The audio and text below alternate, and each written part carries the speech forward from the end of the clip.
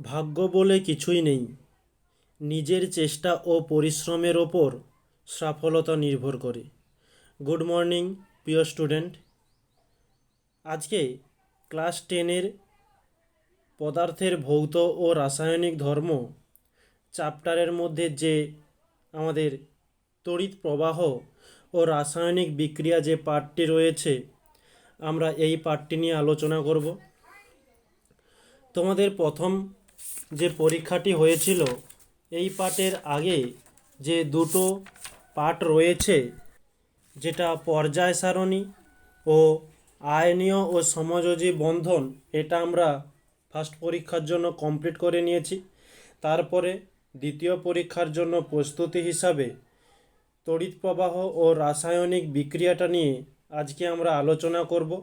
আর যারা আজকের ক্লাসে নতুন, তাদের জন্য রুটিনটা একবার: সোম বুধ শুক্র এবং 9 মঙ্গল বৃহস্পতি শনি সকাল 7টাতে ভৌতবিজ্ঞান বিষয়ের ওপর একটা করে ক্লাস পেয়ে যাবে।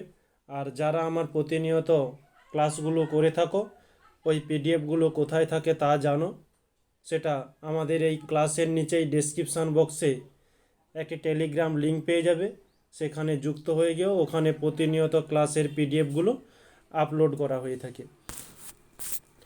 তাহলে আমাদের যে আজকে টপিকটি রয়েছে, তার মধ্যে বিশেষ গুরুত্বপূর্ণ যে পয়েন্টগুলো রয়েছে, যে তড়িৎ বিশ্লেষ্য ও আচ্ছা, 1 মিনিট, কালারটা একটু চেঞ্জ করে নিই, হোয়াইট লেখা হচ্ছে, ঠিক আছে। তড়িৎ বিশ্লেষ্য, তীব্র ও মৃদু তড়িৎ বিশ্লেষ্য, গলিত বা দ্রবীভূত অবস্থায় তড়িৎ পরিবহন পদ্ধতি এবং তড়িৎ বিশ্লেষণ। এছাড়া রয়েছে ওই তড়িৎ বিশ্লেষণের প্রয়োজন। এটা হচ্ছে বিশেষ্য, এটা হচ্ছে বিশ্লেষণ। তাহলে আমরা প্রথমত যাব তড়িৎ বিশ্লেষ্য কি। তড়িৎ বিশ্লেষ্য হচ্ছে আসলে যেসব পদার্থ গলিত অবস্থায় বা উপযুক্ত দ্রাবকে দ্রবীভূত অবস্থায়, দ্রাব মানে কি জানো? আমরা যদি চিনির বা লেবুর শরবত করে থাকি, আমরা প্রথমত গ্লাসে জল নিই, জলকে আমরা বলবো দ্রাবক। আর এর মধ্যে চিনি লবণ যেটা মিশ্রণ করব, তাকে আমরা দ্রাবক বলবো, তাকে আমরা দ্রাব বলবো, আর জলকে আমরা বলে থাকবো দ্রাবক। আর দুজনকে মিশ্রণের ফলে হয়ে যাবে দ্রবণ। ওকে, এখানে এই দ্রাবকের কথা বলছে, মানে জলের কথা বলছে। ওই জলের মধ্যে উপযুক্ত অবস্থাতে গলিত হয়ে গেলে ওই পরিস্থিতিতে ওর মধ্য দিয়ে তড়িৎ পরিবহন করতে সমর্থ হয় এবং তড়িৎ পরিবহনের সময় রাসায়নিকভাবে বিয়োজিত হয়ে নতুন মৌলিক বা যৌগিক পদার্থের সৃষ্টি হয়, তাকে আমরা বলবো তড়িৎ বিশ্লেষ্য পদার্থ। এই জলের মধ্যে এমন কিছু মিশিয়ে দেব যে যার ফলে ওর মধ্য দিয়ে তড়িৎ প্রবাহ হবে এবং তড়িৎ প্রবাহ হওয়ার ফলে রাসায়নিক বিক্রিয়া করে নতুন যৌগ উৎপন্ন করে থাকবে, তাকেই আমরা বলে থাকব তড়িৎ বিশ্লেষ্য পদার্থ। যেমন কিছু বলা হয়েছে HCl, NaOH, NaCl। HClকে আমরা হাইড্রোক্লোরিক অ্যাসিড বলে থাকব, NaOH-কে সোডিয়াম হাইড্রোক্সাইড বলে থাকব, NaCl-কে আমরা সোডিয়াম ক্লোরাইড বলে থাকব। এরপরে তাহলে যার মধ্য দিয়ে তড়িৎ প্রবাহ হবে এবং রাসায়নিক বিক্রিয়া করে নতুন কিছু তৈরি হবে, তাকে আমরা বলবো তড়িৎ বিশ্লেষ্য। এবারে তড়িৎ অবিশ্লেষ্য কি? যার মধ্য দিয়ে তড়িৎ প্রবাহ হয় না। আর তড়িৎ প্রবাহ না হলে রাসায়নিক বিক্রিয়াও হবে না, আর রাসায়নিক বিক্রিয়া না হলে কোনো কিছু যৌগিক পদার্থও কোনো তৈরি হবে না। তাহলে যার মধ্য দিয়ে তড়িৎ প্রবাহ হবে তাকে আমরা বলে থাকবো তড়িৎ বিশ্লেষ্য, যার মধ্যে হবে না তাকে আমরা বলবো তড়িৎ অবিশ্লেষ্য। যেমন চিনি হয়ে থাকে, ইথানল হয়, এই সব হচ্ছে সমযোজী যৌগ। যে কোনো সমযোজী যৌগকে যদি আমরা দ্রাবক হিসাবে দ্রবণ কোনো তৈরি করি, তার মধ্য দিয়ে কোনোভাবে কোনো তড়িৎ প্রবাহ হবে না। এরপরে আমরা নেক্সট যাচ্ছি যেই তড়িৎ বিশ্লেষ্য পদার্থ আর হচ্ছে তড়িৎ অবিশ্লেষ্য পদার্থ থেকে আমরা তড়িৎ বিশ্লেষ্য পদার্থকে দুটি ভাগে ভাগ করি। একটা হচ্ছে তীব্র তড়িৎ বিশ্লেষ্য পদার্থ, আর একটি রয়েছে মৃদু তড়িৎ বিশ্লেষ্য পদার্থ। এবার তীব্রটা কি? যেখানে খুব দ্রুত তড়িৎ প্রবাহ হবে এবং বেশি রাসায়নিক বিক্রিয়া হয়ে থাকবে তাকে আমরা বলবো তীব্র। যেমন বলা হচ্ছে যেসব পদার্থ গলিত বা দ্রবীভূত অবস্থায় প্রায় সম্পূর্ণরূপে বিয়োজিত হয়ে প্রচুর পরিমাণে ক্যাটায়ন ও অ্যানায়ন উৎপন্ন করবে সেই সব পদার্থকে আমরা বলে থাকবো তীব্র তড়িৎ বিশ্লেষ্য পদার্থ। যেমন লঘু NaHCl, লঘু H2SO4, লঘু NaOH, NaCl এর লঘু জলীয় দ্রবণ এইসব। মৃদু তড়িৎ বিশ্লেষ্য পদার্থটা কি? যেসব পদার্থ গলিত বা দ্রবীভূত অবস্থায় সম্পূর্ণরূপে বিয়োজিত হয় না বা আংশিক রূপে বিয়োজিত হয়ে আংশিকভাবে ও খুব কম পরিমাণে ক্যাটায়ন ও অ্যানায়ন উৎপন্ন করে তাকে আমরা বলে থাকবো মৃদু তড়িৎ বিশ্লেষ্য। যেমন কিছু বলা হচ্ছে অ্যাসিটিক অ্যাসিড দ্রবণ, অ্যামোনিয়ার হাইড্রোক্সাইডের দ্রবণ, এইগুলো। তাহলে আরেকবার বলে দেই, যেটা মিশ্রণের ফলে, যেসব পদার্থ মিশ্রণের ফলে তড়িৎ প্রবাহ খুব দ্রুত হবে এবং ক্যাটায়ন অ্যানায়ন বেশি উৎপন্ন হবে, মানে প্রচুর পরিমাণে উৎপন্ন হবে, তাকে আমরা বলবো তড়িৎ বিশ্লেষ্য। আর যেখানে খুব কম পরিমাণে ক্যাটায়ন ও অ্যানায়ন উৎপন্ন হবে তাকে আমরা বলবো মৃদু তড়িৎ বিশ্লেষ্য। এখানে এই তীব্র আর হচ্ছে মৃদুর মধ্যে পার্থক্য দিয়ে দিয়েছি, এটা তোমরা একটু দেখে নিও। নেক্সট আমরা যাচ্ছি গলিত বা দ্রবীভূত অবস্থায় তড়িৎ পরিবহনের পদ্ধতি। এই বিষয়টি জানবার আগে আমাদের আয়ন বা এই বিষয়ের মধ্যে আয়ন, ক্যাটায়ন, অ্যানায়ন এবং আয়নীভবন এই কয়েকটা জিনিস রয়েছে। আয়নটা কি? তড়িৎগ্রস্ত পরমাণু বা পরমাণু পুঞ্জকেই আমরা আয়ন বলে থাকব। যে পরমাণু তড়িৎ নিয়ে যাওয়া আসা করবে তাকেই আমরা বলে থাকব আয়ন। ক্যাটায়ন কি? ধনাত্মক তড়িৎগ্রস্ত পরমাণু। আমরা জানি পরমাণু ধনাত্মক হয়ে থাকে এবং ঋণাত্মক হয়ে থাকে। তাহলে ধনাত্মক তড়িৎগ্রস্ত পরমাণু বা পরমাণু পুঞ্জ, পরমাণু পুঞ্জ বলতে অনেকগুলো পরমাণুকে ক্যাটায়ন বা ধনাত্মক আয়ন বলে। আর অ্যানায়ন বা ঋণাত্মক কি? ঋণাত্মক তড়িৎগ্রস্ত পরমাণু বা পরমাণু পুঞ্জকে অ্যানায়ন বা ঋণাত্মক আয়ন বলা হয়ে থাকে।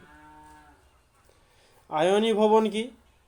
গলিত বা জলে দ্রবীভূত অবস্থায় তড়িৎ বিশ্লেষ্য পদার্থের অণুগুলি বিয়োজিত হয়ে, অণুগুলি ওখানে জলে বা গলিত অবস্থাতে বিয়োজিত হয়ে ক্যাটায়ন এবং অ্যানায়নে পরিণত হয়, এই ঘটনাকে আমরা বলে থাকবো আয়নীভবন।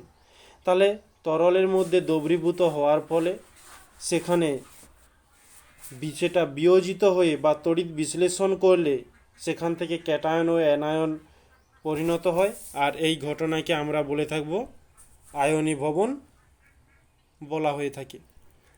এরপরে আমরা চলে এসেছি যে তড়িৎ বিশ্লেষণ, সেটা ছিল তড়িৎ বিশ্লেষ্য, এটা হচ্ছে শোন। শোনটা কি?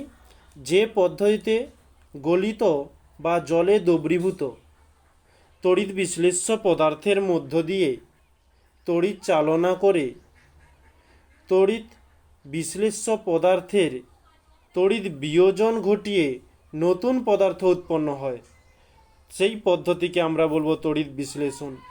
আমরা তড়িৎ বিশ্লেষ্য ব্যাপারটা কি জেনে এসেছি। তাহলে কোনো তরলের মধ্যে তড়িৎ বিশ্লেষ্য করলে ওর মধ্যে তড়িৎ চালক করে তড়িৎ বিশ্লেষ্য পদার্থের মধ্যে তড়িৎ বিয়োজন ঘটিয়ে ওর মধ্যে আবার তড়িতের বিয়োজন ঘটানোর পরে যে নতুন পদার্থ উৎপন্ন হবে তাকে আমরা বলবো তড়িৎ বিশ্লেষণ। আর এই তড়িৎ বিশ্লেষণ যে পাত্রের মধ্যে ঘটে থাকে তাকে আমরা বলে থাকবো ভোল্টামিটার।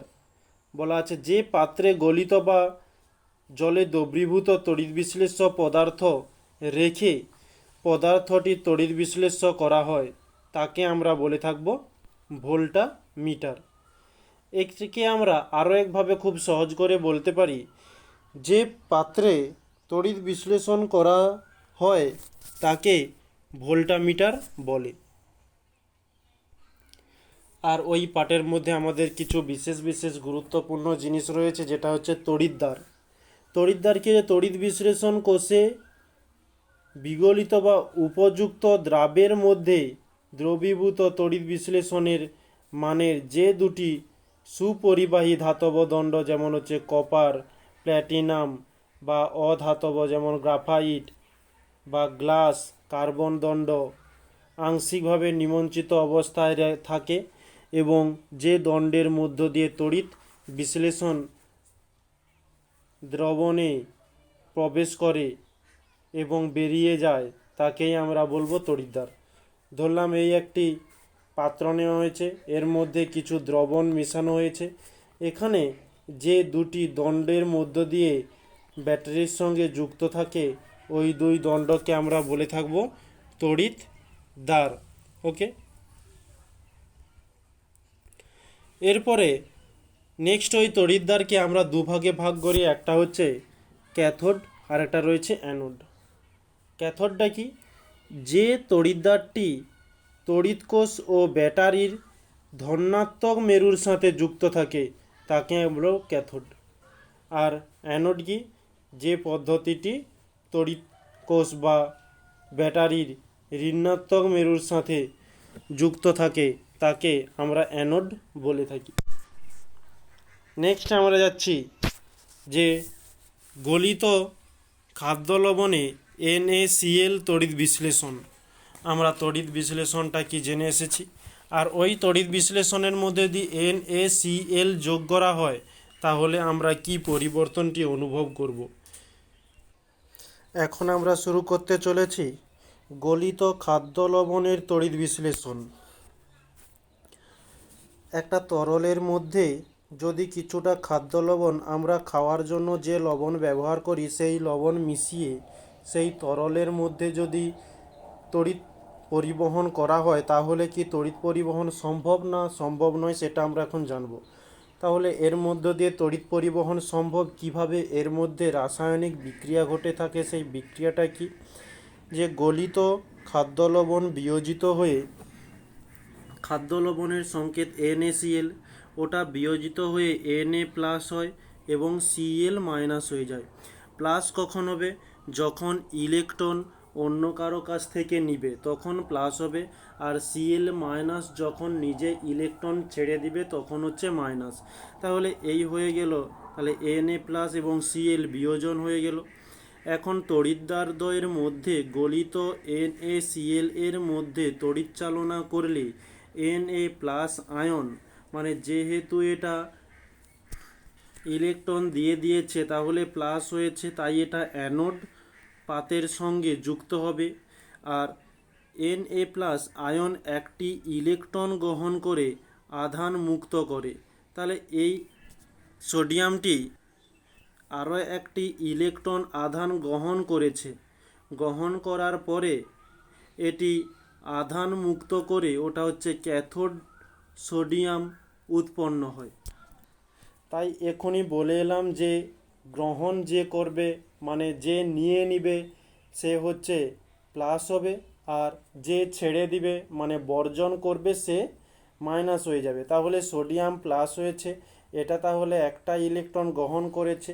এই প্লাসের কাছে কিছু সংখ্যা নেই মানে 1 রয়েছে। যদি 2+ থাকতো তাহলে দুটো ইলেকট্রন গ্রহণ করেছে জানতাম আমরা, কিন্তু 1+ রয়েছে তাই আমরা বললাম কি একটা ইলেকট্রন গ্রহণ করেছে।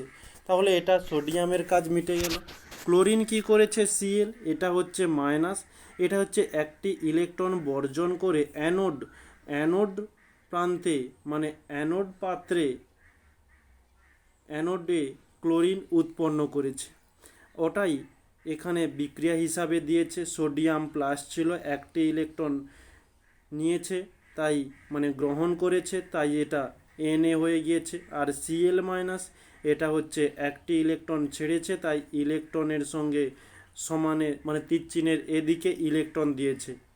যদি তীর চিহ্নের এদিকে দিত তাহলে আমরা ভাবতাম ওটাকে গ্রহণ করেছে, যেহেতু তীর চিহ্নের এ পাশে ইলেকট্রন চিহ্নটি দিয়েছে তাই আমরা জানলাম যে ইলেকট্রনটি বর্জন করেছে। আর সিএল সিএল পরপর দুটি সিএল যুক্ত হয়ে এটা হচ্ছে Cl2 তৈরি করেছে, মানে ওই অ্যানোড প্রান্তের মধ্যে পরপর দুটো সিএল অণু একত্রে হয়ে Cl2 তৈরি হয়েছে।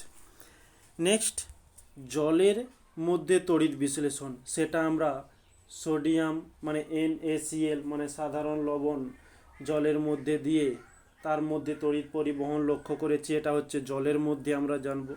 জলের মধ্যে কি কি থাকে, যে H2O অবস্থান করে থাকে, তাহলে H2O এর মধ্যে H হচ্ছে প্লাস, প্লাস মানে কি, যে ইলেকট্রন গ্রহণ করেছে, OH মাইনাস মানে ইলেকট্রন বর্জন করে দিয়েছে। ওকে, তাহলে H প্লাস হচ্ছে ক্যাথোড প্রান্তে যাবে, আর হচ্ছে এদিকে OH অ্যানোড প্রান্তে পৌঁছবে।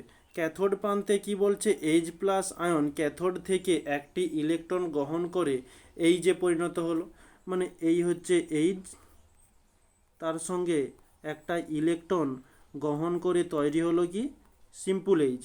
এবার এরকমই H আরও একটা পাশাপাশি যুক্ত হয়ে গেল কি H2। ওকে, H2 অণুতে পরিণত হলো। আশা করি H প্লাস ব্যাপারটা বুঝতে পেরেছ। এরপরে হচ্ছে OH মাইনাস। OH মাইনাসটা কীরকম, এই যে OH মাইনাস এটা হচ্ছে একটা ইলেকট্রন বর্জন করছে, তাহলে তীর চিহ্ন।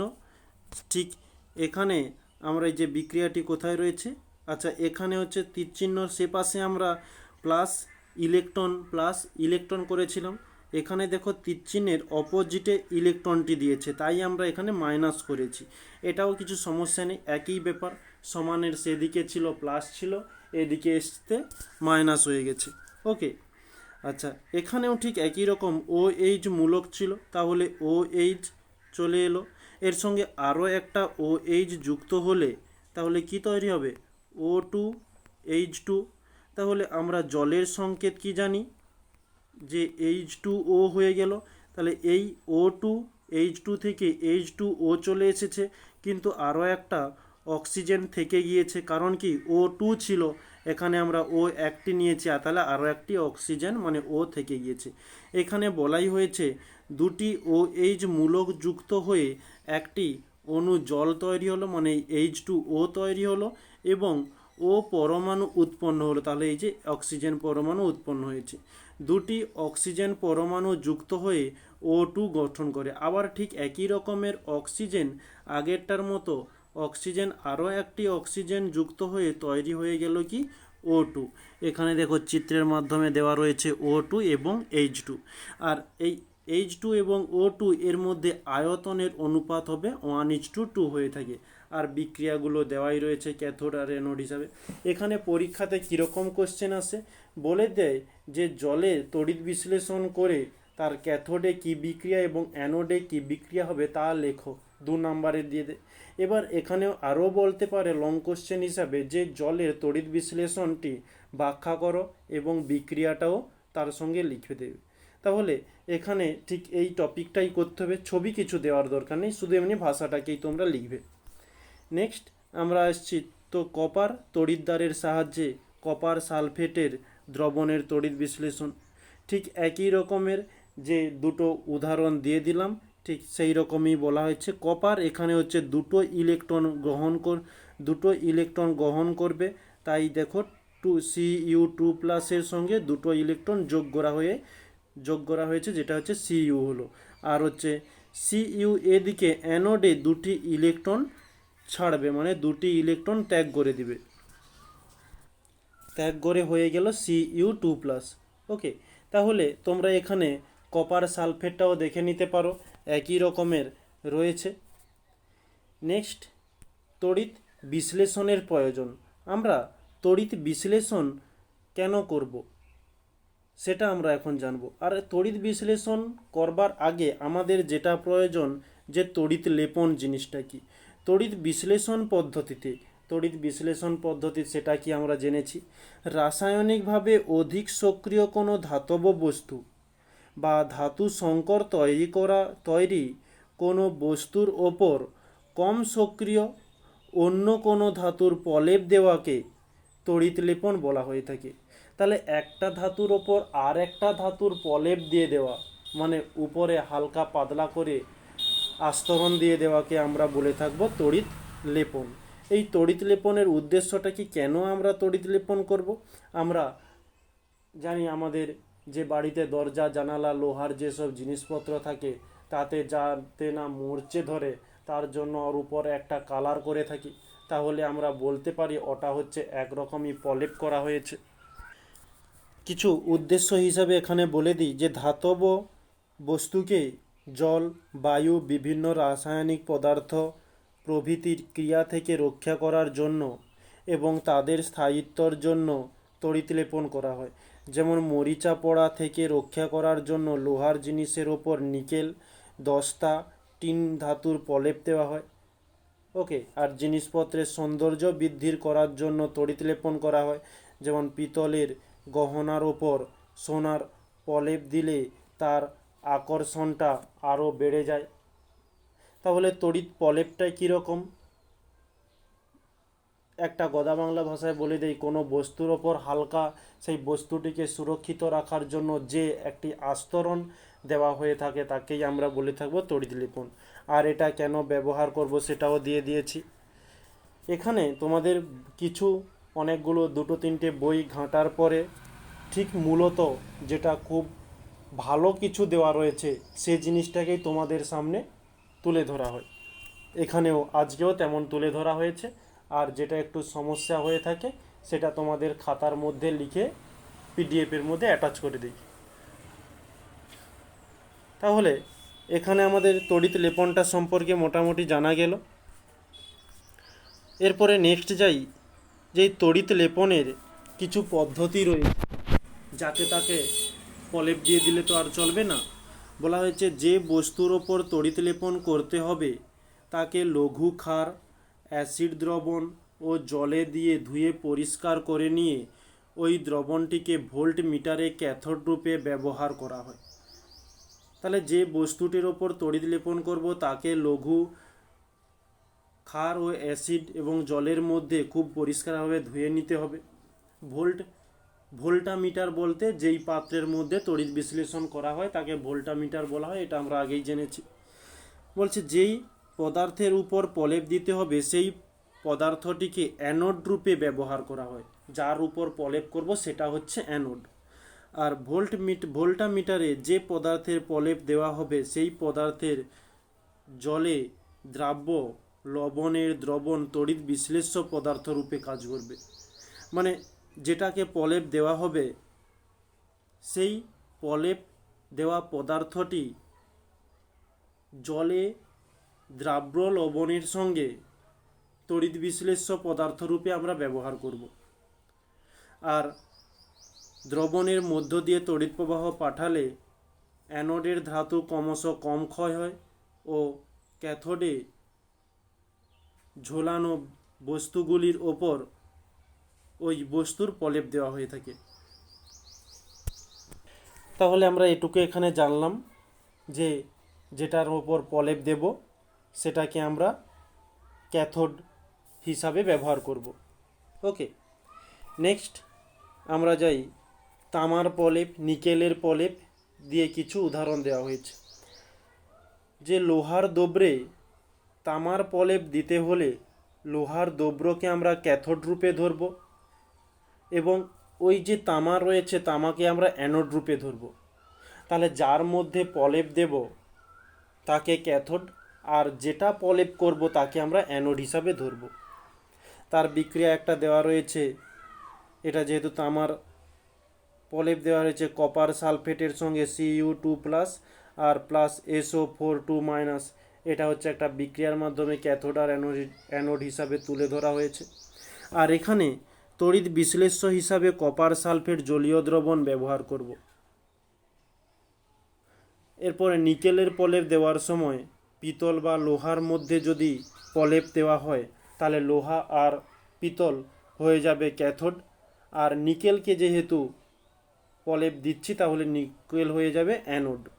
আর ওই নিকেলের তড়িৎ বিশ্লেষ্য রূপে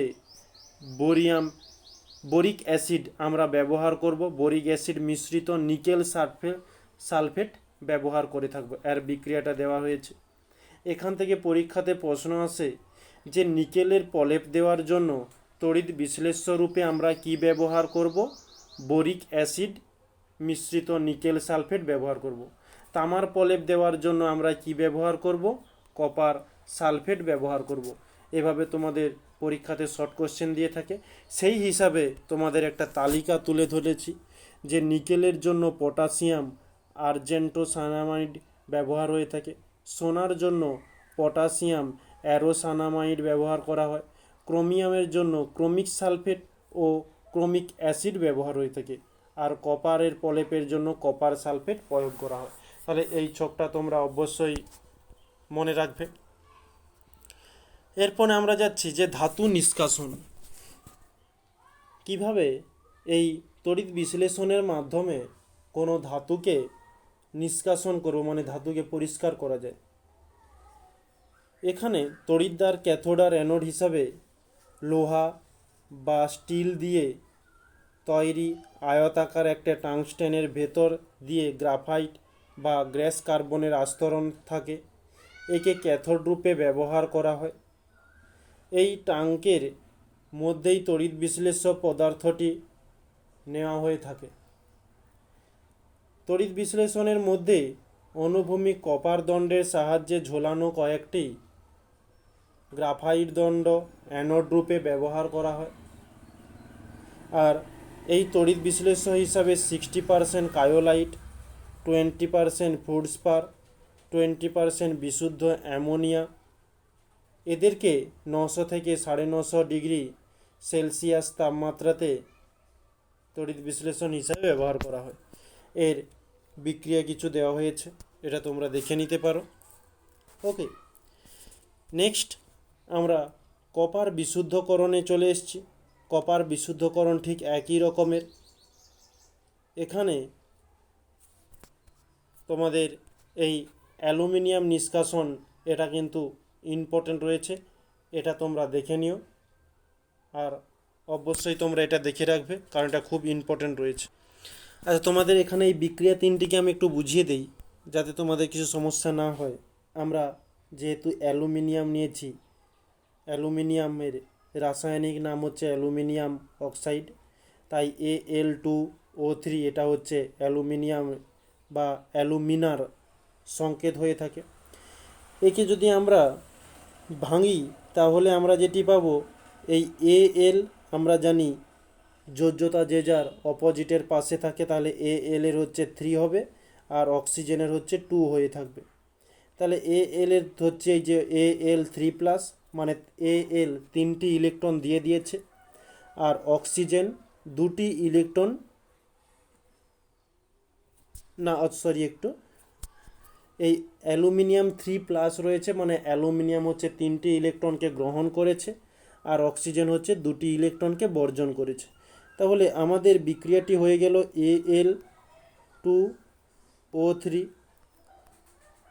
আর বিক্রিয়াটিকে ভাঙবার পরে আমরা পেয়ে গেলাম Al3+, আর এদিকে হচ্ছে O2-। আবার দেখো এখানে 3 আর 2 রয়েছে, কেন রয়েছে? কারণ এটা ব্যালেন্স করবার জন্য। এখানে দেখো Al দুটো, ও হচ্ছে 3টে রয়েছে, এখানে Al 3টে, ও 2টো রয়েছে। এটাকে আমরা ব্যালেন্স করবার জন্য কি করব?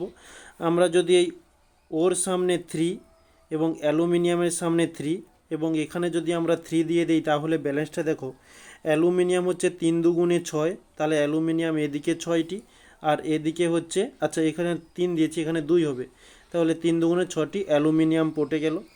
অক্সিজেন হচ্ছে এখানে 3 রয়েছে, এখানে, আচ্ছা আমরা যদি তাহলে, ওকে, নেক্সট বিক্রিয়াটি দেখো, Al2 3+ রয়েছে। এই Al2 3+, দেখো 3 দুগুণে 6, এই কারণে 6টি ইলেকট্রনকে, মানে এটা হচ্ছে গ্রহণ করেছে, এই কারণে প্লাসের সঙ্গে দেওয়া হয়েছে, আর এটা হচ্ছে 2Al আসবে। এখানে দেখো আবার 3O2 3O2 রয়েছে। 6 ইলেকট্রন মানে 6টি ইলেকট্রন রয়েছে, কী হবে 3 দুগুণে 6, 6টি ইলেকট্রনকে বর্জন করেছে, তাই আমরা এখানে মাইনাস করেছি। ওকে, আর এটি বিক্রিয়া করলে আমরা পেয়ে যাচ্ছি কি 3O। ওকে, তাহলে এই 3O আবারও একটা 3Oর সঙ্গে যোগ হবে, মানে 3টে অক্সিজেন যোগ হয়ে আমরা পেয়ে যাব কি 6টি অক্সিজেন। দেখো এই যে 3 আর হচ্ছে নিচে 2, 3 দুগুণে 6, 6টি অক্সিজেন চলে এলো। তাহলে এই হচ্ছে আমাদের অ্যালুমিনিয়াম নিষ্কাশনের বিক্রিয়াগুলো রয়েছে। আর এখানে কপার বিশুদ্ধকরণের এটা তোমরা দেখে নিও।